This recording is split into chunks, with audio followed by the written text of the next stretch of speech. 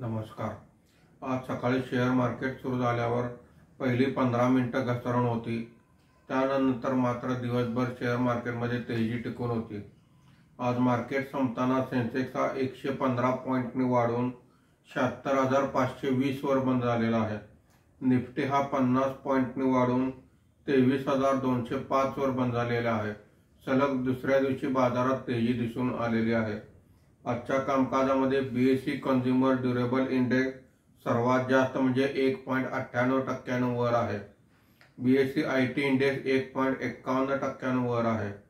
BSE oil and gas index 0.47% खाली आहे।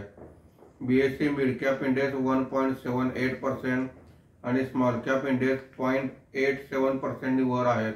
गेले काही दिवस मिड कॅप आणि स्मॉल कॅप मध्ये इंडेक्समध्ये घसरण होती, ती आज थांबलेली दिसत आहे। आजच्या कामकाजामध्ये निफ्टीमध्ये वाढलेले मुख्य शेअर्स पुढील प्रमाणे: UltraTech cement 6.80%, Grasim 3.06%, Wipro 2.78%, Shriram finance 2.15% अशी वाढ आहे। आज निफ्टीमध्ये घसरलेले मुख्य शेअर्स पुढील प्रमाणे: BPCL 2.29%, Kotak Mahindra bank 1.18%, HCL technology 1.13%, power grid 1.08% अशी घसरण आहे।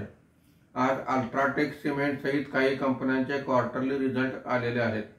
एफआयआयने 5,462 कोटी रुपयांची विक्री केलेली आहे। देशी वित्तीय संस्थांनी 3,713 कोटी रुपयांची खरेदी केलेली आहे। धन्यवाद।